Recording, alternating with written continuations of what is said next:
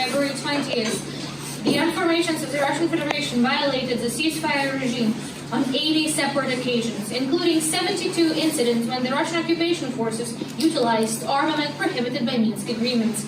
Yesterday, the Russian occupation forces carried out yet another provocation in order to falsely accuse Ukrainian service members.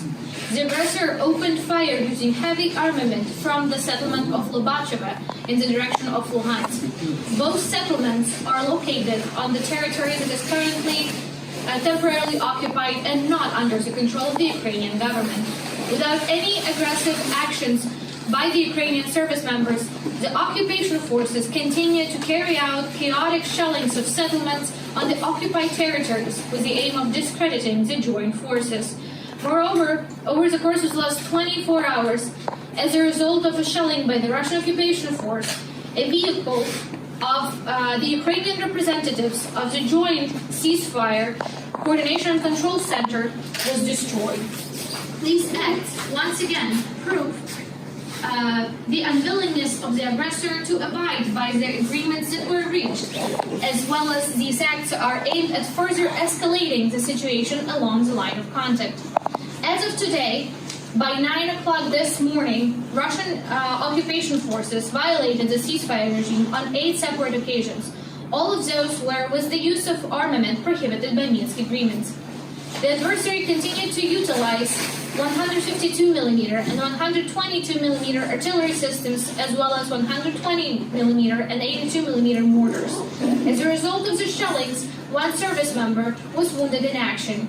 He is currently in a stable condition. The occupation forces continue to cowardly shell the positions of the Ukrainian defenders from behind the civilian settlements, hiding behind civilians as behind a living shield. I would like to highlight that Ukrainian service members never open fire targeting civilian infrastructure and strictly abide by international humanitarian law. The joint forces continue to control the situation and adequately respond to the potential threats. Далі представник цивільно-військового співробітництва поінформує вас щодо поточної гуманітарної ситуації в районі проведення операції Об'єднаних сил. Дякую. 17 лютого 2022 року, від початку загострення безпекової ситуації, російсько-окупаційні війська з непідконтрольної Україні території продовжують здійснювати обстріли цивільної інфраструктури, тим самим черговий раз порушуючи мінські домовленості та норми міжнародного гуманітарного права. Лише за період з 16 години 20 лютого по 9 годину 21 лютого 2022 року в районі проведення операції Об'єднаних сил було здійснено 19 обстрілів по цивільних об'єктах. Внаслідок цих обстрілів зазнали пошкоджень 7 житлових будинків в населених пунктах Малинове, Новолуганське, Залізне, Зайцеве, Старий Айдар, Водяне, Талаківка, Красногорівка та Піски. Поранень та загибелі серед цивільного населення не зафіксовано. Загалом, за останні 5 діб було зафіксовано 94 обстріли цивільних об'єктів у населених пунктах Донецької та Луганської областей. Пошкоджено 44 цивільних будинків. Зазнали руйнувань 4 заклади освіти. Пошкоджені 5 об'єктів важливої інфраструктури. Поранено 2 цивільні особи та отримали контузію 3 цивільні особи. Now I will present to you the data gathered by the Joint Forces CIMIC team. From February 17, 2022, since the beginning of the escalation of the current security situation, the Russian occupation forces deployed on the temporarily occupied territory of Ukraine continue to shell civilian infrastructure, once again violating the Minsk agreements as well as the norms of the international humanitarian law.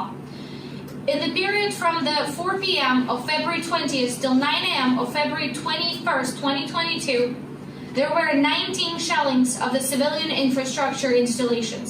As a result, 7 homes were damaged in the settlements of Malinove, Novoluhanske, Zalizne, Zaytseve, Starый Aidar, Vodyane, Talakivka, Krasnogorivka, and Piski. Fortunately, there were no casualties from amongst the civilian population. Overall, over the course of the last 5 days, there were 94 instances of the shelling of civilian settlements in the Donetsk and Luhansk region. As a result, 44 civilian homes were damaged, 4 educational institutions were damaged, 5 key civilian infrastructure installations were damaged, and 2 civilian individuals were wounded and 3 were concussed.